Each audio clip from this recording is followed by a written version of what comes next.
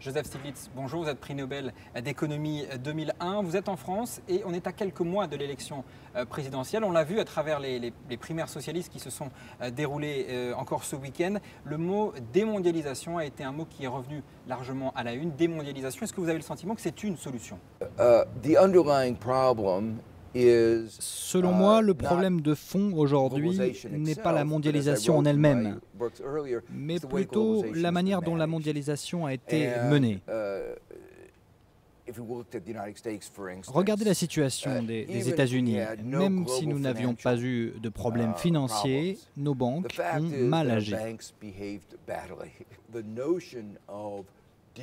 La notion de dérégulation, penser que le marché se régule seul, qu'il gère lui-même ses risques avec efficacité, ces idées sont fausses.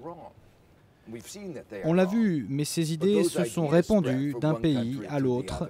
Reagan, Thatcher et ailleurs ici en Europe. C'est de là que le problème est venu. Quand je suis allé parler aux indignés de Madrid en juillet, je leur ai dit « Vous avez raison d'être indignés. Beaucoup d'entre vous ont travaillé dur, vous avez suivi les règles, vous avez travaillé dur à l'école et aujourd'hui, le chômage des jeunes dépasse les 40% en Espagne. Les chances de décrocher un travail dans les 2 ou 3 ans sont faibles. Ça n'est pas comme ça que le système devrait fonctionner. La mondialisation a diffusé l'idée que les marchés seuls allaient régler ce problème. C'est là que la mondialisation a échoué. Si notre système économique ne sert pas les 99% de la population, ça ne marche pas. Pour moi, si notre système économique ne sert pas le plus grand nombre, c'est qu'il échoue. En fin de semaine se tiendra un Conseil européen à Bruxelles. On annonce déjà de grandes décisions concernant notamment la Grèce. Quel regard est-ce que vous portez sur la manière dont l'Europe a géré cette crise de la dette? Je pense que l'accord trouvé en juillet est un bon accord. Le problème est que le rythme de l'économie n'a rien à voir avec le rythme de la politique.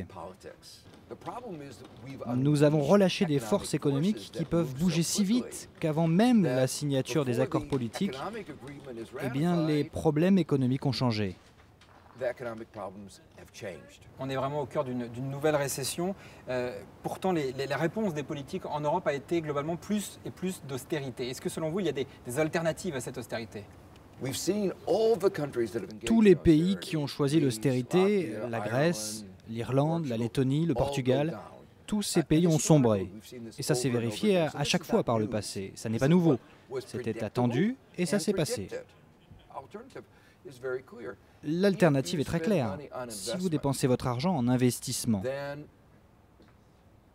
alors vous stimulez l'économie aujourd'hui et vous faites croître l'économie demain. Vous avez plus de revenus aujourd'hui et vous avez plus de revenus demain.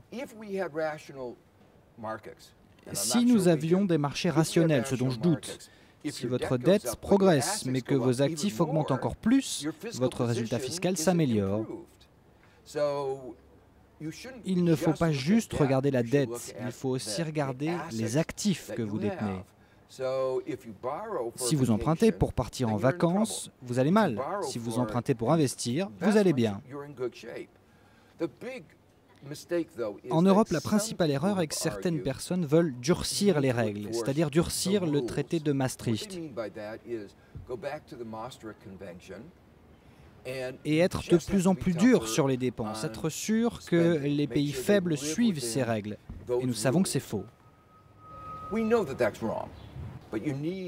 En Europe, vous avez besoin d'un cadre budgétaire commun, vous devez partager. Il faut aller vers ce fonds européen de stabilité. Vous vous êtes déjà prononcé en faveur de la taxe Tobin, cette taxe sur les transactions financières. Dans le même temps, Wolfgang Schäuble, le ministre de l'économie allemand, dit que ça ne serait pas réaliste d'imaginer une taxe mondiale. Est-ce que malgré tout, si l'Europe était seule, ce serait une solution? Pour moi, la taxe Tobin est une réponse. Ce n'est pas la seule, mais l'Europe peut y aller sans les États-Unis. Si les activités risquées, la spéculation quittent votre région, peut-être est-ce mieux comme ça.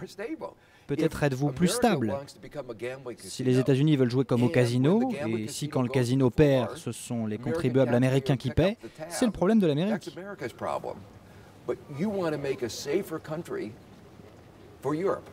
Ici, si vous voulez avoir une Europe plus sûre, votre première responsabilité, c'est de protéger votre citoyen et vos entreprises contre la volatilité d'où qu'elles viennent.